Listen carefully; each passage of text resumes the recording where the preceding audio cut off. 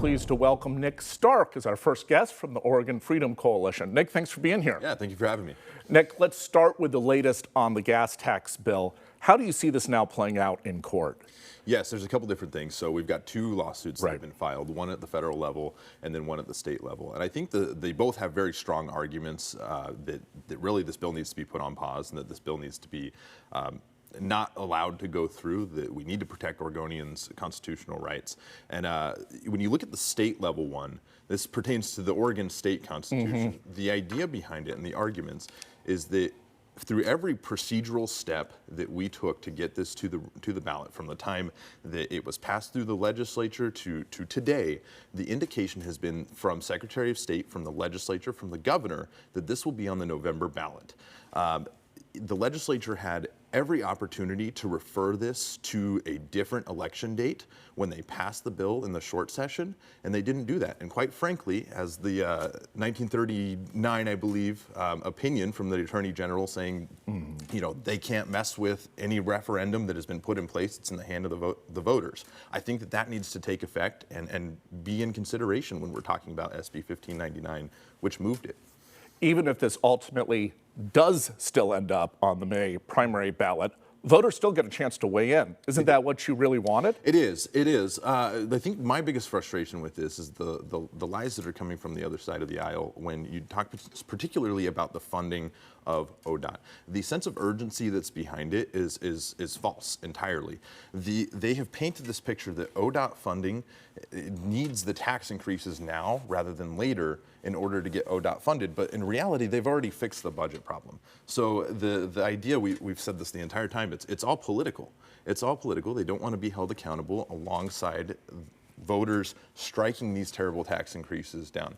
So yes, we're glad that voters get a chance to voice their opinions, but the other piece is that it's truncated the timeline for voters to put statements on the voter's pamphlet.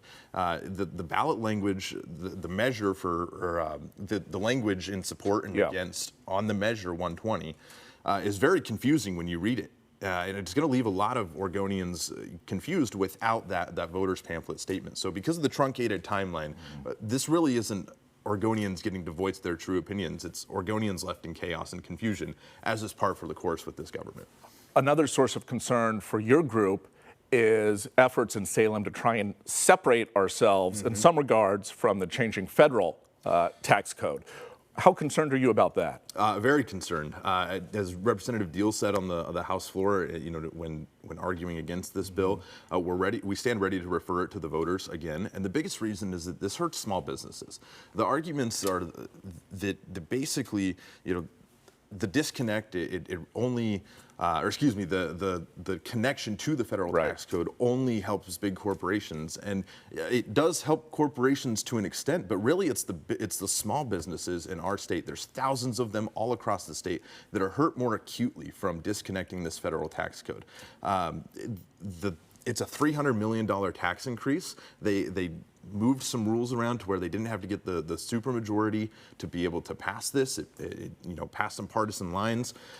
We think the voters should have a say in that. And I would add to that as we're raising taxes by $300 million with this disconnect, there's also things that are, you know, the Moda Center. I know that's a huge topic right now. That's our next question. The Moda Center. I mean, it's one of these things. I'm all for keeping the Trailblazers in Portland. I think they're they're through and through an Oregon team, and I would love to see them stay here.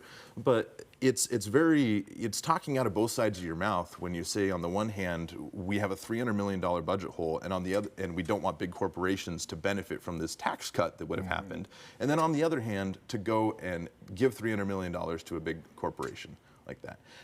Again, all for the Blazers staying here, but there's a lack of honesty and transparency that happens here. So let's dig a little deeper on the Blazers. It looks like efforts down in Salem to get some funding for these renovations are going to go through. Do you support using the taxpayer money for that? Generally, I don't, just out of principle. I think that there's a lot of things that we could do to make it, you know, with free market, free enterprise, renovations, if you will, to our tax code regulation scheme that can make it a lot cheaper for the Blazers to be able to do this themselves. This isn't particularly an issue that we have focused on, though.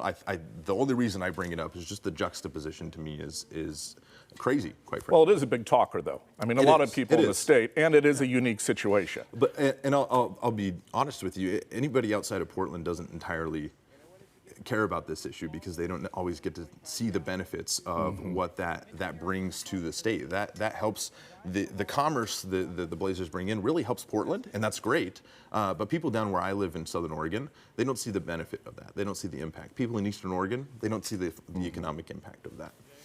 Let's switch to the campaign trail here.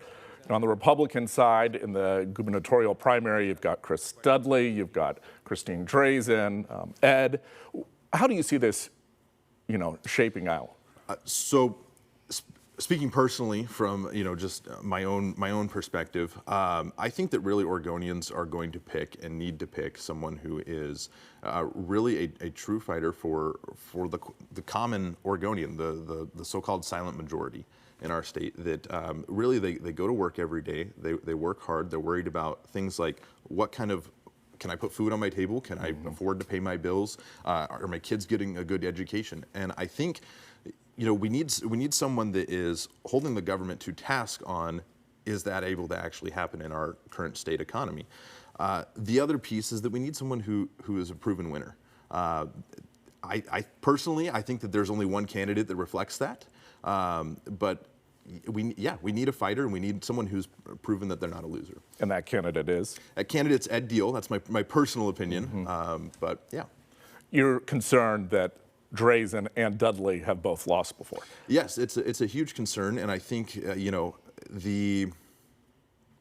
what Representative Deal was able to do with the referendum, I think inspired hope in the Oregon people that there's actually a chance that we can get out from underneath the thumb of bad progressive policies that we've been under for the last 4 decades. I think that's the biggest thing that from my personal perspective, from my perspective as the executive director of OFC, that's what we want to see, is this hope reignited in the Oregon people that yes, we can have prosperity again. Yes, we can not be burdened by the tax scheme of our government, or the strings of the hands of government being reaching into our pockets and that sort of thing. Final question here. What is the single biggest challenge facing Oregon right now? I think it is, wow, that's a great question. I don't have an immediate answer. I think it would be the tax scheme. We hear day in and day out from common Oregonians who pay too much on their personal income taxes to businesses that we can't afford to live here anymore. That is insanity to me. The consequences of high taxes are so apparent in the skyrocketing costs of things from businesses, because businesses pay way too much in taxes, to people not being able to grow their wages and keep more of what they've earned. Yeah. Something's got to change. Nick, thank you so much for the time. Thank you. We really appreciate it.